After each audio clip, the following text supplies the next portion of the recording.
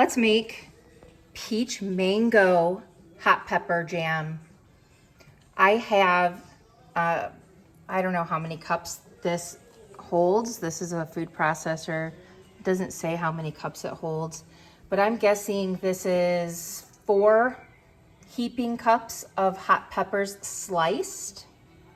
Okay. And what I am doing with, didn't get fresh mango. I have canned mango because I couldn't get fresh mango where I'm at right now. I'm going to, I have how many jars? I have 5 jars. What the heck does that say? A little over 15 ounces. So I have 5 of these. I'm going to leave juice in 2 of them, take the juice out and put that in a jar. And then also I'm going to take the juice out of the peaches. I have a quart jar of canned peaches that I canned fresh at some point. I'm going to reuse the pot that I just made pineapple jam in, so I don't think I'm using dirty pots to make jam. So right now what I'm going to do is process the peppers and put them in the pot, and then get the mangoes going in the food processor also and put that in the pot. This is essentially what you want it to look like. Chopped, but not like a liquid mess. I added the mango puree. You can see it's pretty pepper heavy right now. But I'm getting ready to puree the peaches, and I'll add the peaches to the mix. So now we have the mangoes, pureed peaches, and the processed peppers in the pot. It's on the heat. So now I'm going to add pectin to it. Pectin is not a perfect science. So this is a little more than half. This is 3/4 of a bag of the low sugar pectin. I always use the low sugar pectin because I don't put that much sugar in my jams as other people do. So it's always safer to use the low sugar. And then here's,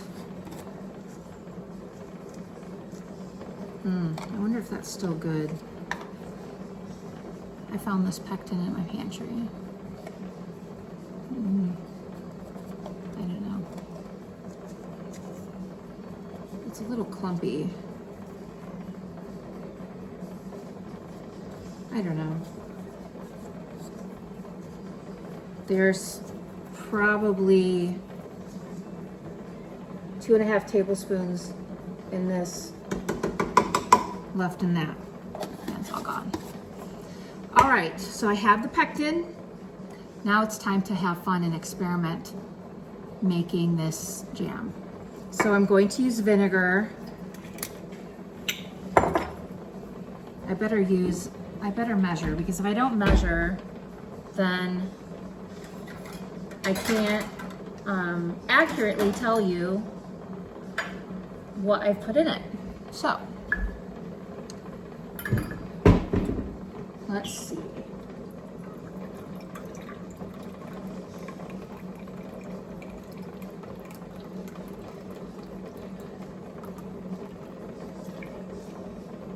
That's a half a cup of vinegar. Lime juice. A half a cup would be too much lime juice. So I'm gonna go with a 1/4 cup of lime juice. Half a cup might not be too bad. I'm gonna add some ginger.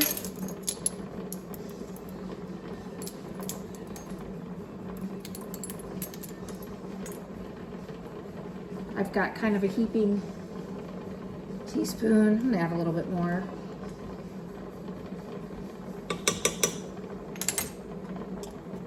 And then I'm gonna add a tiny bit of clove.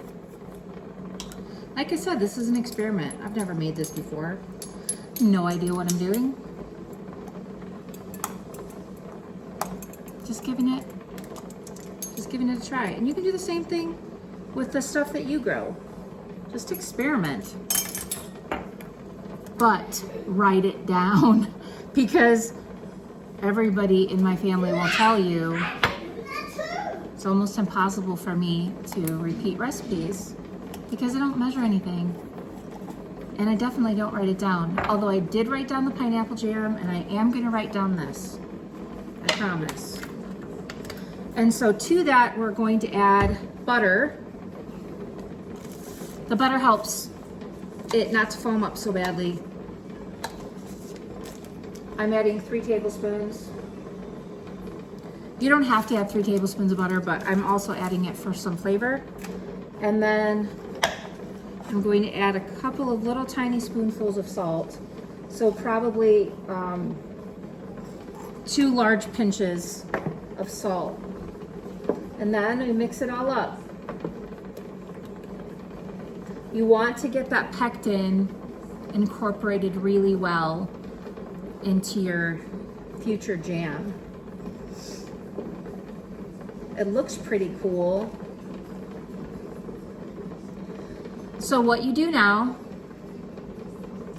is you wait until this comes to such a boil that when you stick your spoon in there and stir it, the bubbles don't go away. Okay? I don't really know what that's called. Is that called a rolling boil?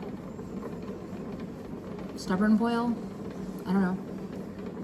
That's what you're gonna do. It takes a little while to get there. Probably at least 10 minutes. At least 10 minutes, sometimes more for it to get to that boil. And that's what you're looking for. And so when we get there, I'll be back. All right, so we're at the stage where it is I don't know, tumultuous boil. And so that means it's time to add the sugar. And so I am going to add 1, that's hot, it's spitting at me, 2, mix that in.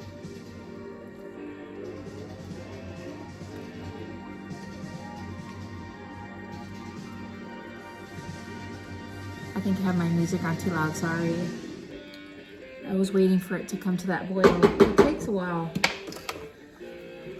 I'm gonna add 4 cups. 3.